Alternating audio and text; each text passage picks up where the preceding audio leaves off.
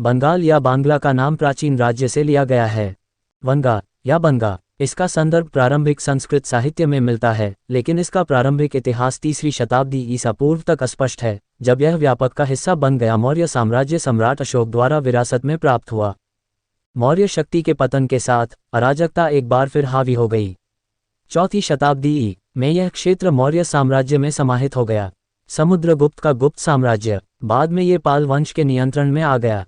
13वीं शताब्दी की शुरुआत से लेकर 18वीं शताब्दी के मध्य तक, जब अंग्रेजों ने प्रभुत्व प्राप्त किया, बंगाल मुस्लिम शासन के अधीन था, कभी कभी दिल्ली सल्तनत की अधीनता को स्वीकार करने वाले राज्यपालों के अधीन, लेकिन मुख्य रूप से स्वतंत्र शासकों के अधीन। 1757 में ब्रिटिश सेना के अधीन रॉबर्ट क्लाइव ने बंगाल के नवाब शासक सिराजुद्दौला के सैनिकों को 1748 में बंगाल के युद्ध में हराया था। वर्तमान पलाशी के निकट प्लासी। 1765 में उत्तरी भारत के नामात्र मुगल सम्राट शाह आलम द्वितीय ने ब्रिटिश ईस्ट इंडिया कंपनी को बंगाल, बिहार और ओडिशा अब ओडिशा की दीवानी प्रदान की, यानी उन क्षेत्रों के राजस्व को इकट्ठा करने और प्रशासित करने का अधिकार। 1773 के रेगुलेटिंग एक्ट द्वारा वारेन हेस्टिंग्स बंगाल के पहले ब्रिटिश गवर्नर जनरल बने। कलकत्ता अब कोलकाता में केंद्रित ब्रिटिश नियंत्रित सरकार को सर्वोच्च घोषित किया गया। अनिवार्य रूप से बंगाल का गवर्नर जनरल ब्रिटिश भारत का मुख्य कार्यकारी था। इस प्रकार बंगाल प्रेसिडेंसी, जैसा कि प्रांत जाना जाता था, के पास अन्य ब्रिटिश प्रेसिडेंसी मद्रास अब चेन्नई और बॉम्बे अब मुंबई पर अधीक्षण की शक्तियां थीं। हालांकि बंगाल में ब्रिटेन ही एकमात्र यूरोपीय उपस्थिति नहीं थी। कलकत्ता के उत्तर में हुगली शहर 1632 तक एक पुर्तगाली कारखाने व्यापारिक केंद्र का स्थान था। दक्षिण में अगला शहर हुगली चुंचुरा 1825 तक डच चौकी था। अगला शहर श्रीरामपुर से रामपुर 1845 तक डैनिश चौकी था, तथा चंद्रनगढ़ 1949 तक फ्रांसीसी हाथों में रहा। भूगोल और यात्रा, राज्य एवं अन्य उपविभाग। पश्चिम बंगाल का इतिहास। पश्चिम बंगाल में द्वारा लिखित अल्पविराम सभी तथ्य जांचकर्ता। आखिरी अपडेट 7 सितंबर 2024। लेख इतिहास। बंगाल या बांग्ला का नाम प्राचीन राज्य से लिया गया है। वंगा या बंगा, इसका संदर्भ प्रारंभिक संस्कृत साहित्य में मिलता है, लेकिन इसका प्रारंभिक इतिहास 3वीं शताब्दी ईसा पूर्व तक अस्पष्ट है, जब यह व्यापक का हिस्सा बन गया। मौर्य साम्राज्य सम्राट अशोक द्वारा विरासत में प्राप्त हुआ। मौर्य शक्ति के पतन के साथ अराजकता एक बार फिर हावी हो गई। 4वीं शताब्दी ई में यह क्षेत्र मौर्य साम्राज्य में समाहित हो गया। समुद्रगुप्त का गुप्त साम्राज्य बाद में ये पाल वंश के नियंत्रण में आ गया। 13वीं शताब्दी की शुरुआत से लेकर 18वीं शताब्दी के मध्य तक, जब अंग्रेजों ने प्रभुत्व प्राप्त किया, बंगाल मुस्लिम शासन के अधीन था, कभी कभी दिल्ली सल्तनत की अधीनता को स्वीकार करने वाले राज्यपालों के अधीन, लेकिन मुख्य रूप से स्वतंत्र शासकों के अधीन। प्लासी स्मारक। प्लासी के युद्ध 1757 की स्मृति में स्मारक, पलाशी, पश्चिम बंगाल, पूर्वोत्तर भारत। मुर्शिदाबाद। निजामत किला, नवाबों का महल, मुर्शिदाबाद, पश्चिम बंगाल, भारत में। ताज़ा समाचार 6 सितंबर 2024 10:17 AM eastern time. The Indian express. विपक्षी विधायकों ने त्रिपुरा शांतिनिकेतन मेडिकल कॉलेज पर संयुक्त विधायी समिति गठित करने पर चर्चा की मांग की। 1757 में ब्रिटिश सेना के अधीन रॉबर्ट क्लाइव ने बंगाल के नवाब शासक सिराजुद्दौला के सैनिकों को 1748 में बंगाल के युद्ध में हराया था। वर्तमान पलाशी के निकट प्लासी।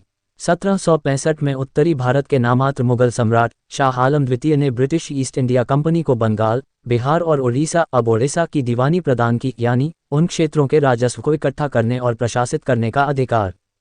1773 के रेगुलेटिंग एक्ट द्वारा वारेन हेस्टिंग्स बंगाल के पहले ब्रिटिश गवर्नर जनरल बने। कलकत्ता अब कोलकाता में केंद्रित ब्रिटिश नियंत्रित सरकार को सर्वोच्च घोषित किया गया। अनिवार्य रूप से बंगाल का गवर्नर जनरल ब्रिटिश भारत का मुख्य कार्यकारी था। इस प्रकार बंगाल प्रेसिडेंसी, जैसा कि प्रांत जाना जाता था, के पास अन्य ब्रिटिश प्रेसिडेंसी मद्रास अब चेन्नई और बॉम्बे अब मुंबई पर अधीक्षण की शक्तियां थीं। हालांकि बंगाल में ब्रिटेन ही एकमात्र यूरोपीय उपस्थिति नहीं थी।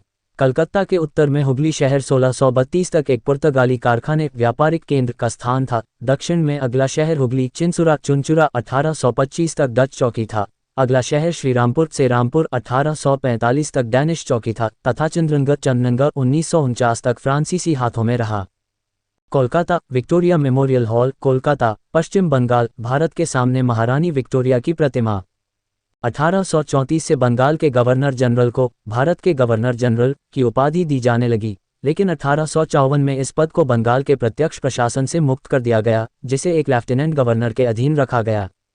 इसके बाद ब्रिटिश भारत की सरकार बंगाल की सरकार से अलग हो गई। 1874 में असम को लेफ्टिनेंट गवर्नर के प्रभार से हटाकर एक अलग चीफ कमिश्नर के अधीन रखा गया। 1905 में अंग्रेजों ने निर्धारित किया कि बंगाल एक अकेले प्रशासन के लिए बहुत अधिक बोझिल हो गया था और हिंसक हिंदू विरोध के बावजूद इसे 2 प्रांतों में विभाजित किया गया, जिनमें से प्रत्येक अपने स्वयं के लेफ्टिनेंट गवर्नर के अधीन था। एक में पश्चिमी बंगाल, बिहार और उड़ीसा शामिल थे, दूसरे में पूर्वी बंगाल और असम शामिल थे। 1911 में विभाजन के निरंतर विरोध के कारण बंगाल को एक गवर्नर के अधीन फिर से मिला दिया गया, बिहार और उड़ीसा को एक लेफ्टिनेंट गवर्नर के अधीन और असम को एक बार फिर एक चीफ कमिश्नर के अधीन कर दिया गया। उसी समय दिल्ली भारत की राजधानी बन गई, जबकि दिल्ली को एक लेफ्टिनेंट गवर्नर के अधीन कर दिया गया।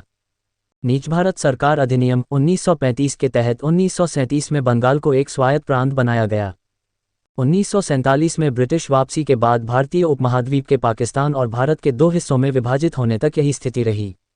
बंगाल का पूर्वी क्षेत्र, जो कि अधिकतर मुस्लिम था, पूर्वी पाकिस्तान बाद में बन गया।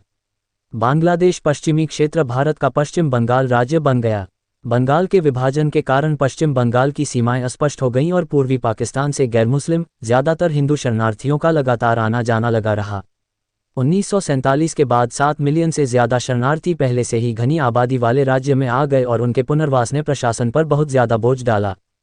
1950 में कूच बिहार रियासत कोच बिहार को पश्चिम बंगाल में मिला दिया गया। 1956 में भारतीय राज्यों के भाषाई और राजनीतिक पुनर्गठन के बाद पश्चिम बंगाल को पश्चिम बंगाल से लगभग 3140 वर्ग मील 8130 वर्ग किमी का हिस्सा मिला। बिहार अतिरिक्त क्षेत्र ने राज्य के पहले से अलग उत्तरी और दक्षिणी भागों के बीच एक संपर्क प्रदान किया। भारतीय राष्ट्रीय कांग्रेस पार्टी ने राज्य के पहले 3 दशकों के दौरान लगभग पूरे समय पश्चिम बंगाल सरकार पर अपना दबदबा बनाए रखा। हालांकि 1977 में कांग्रेस ने पश्चिम बंगाल में सरकार बनाने के लिए अपने उम्मीदवार उतारे। भारतीय कम्युनिस्ट पार्टी मार्क्सवादी (CPIM) ने राज्य विधानसभा चुनावों में अधिकांश सीटें जीतीं और सत्तारूढ़ पार्टी बन गई। CPIM दुनिया की सबसे लंबे समय तक लोकतांत्रिक रूप से निर्वाचित कम्युनिस्ट सरकार के रूप में सत्ता में रही, जब तक कि 2011 में इसे सत्ता से बाहर नहीं कर दिया गया। उस वर्ष विधानसभा चुनावों की विजेता अखिल भारतीय तृणमूल या तृणमूल कांग्रेस (AITC) तत्कालीन कांग्रेस पार्टी की राष्ट्रीय सत्तारूढ़ गठबंधन सरकार में सहयोगी थी। AITC के संस्थापक और नेता ममता बनर्जी राज्य की पहली महिला मुख्यमंत्री सरकार की प्रमुख बनी। वीडियो पसंद आया है तो वीडियो को लाइक करें, YouTube चैनल ABP विजन्स को सब्सक्राइब करके बेल आइकन को दबाना बिल्कुल भी मत भूलें। धन्यवाद।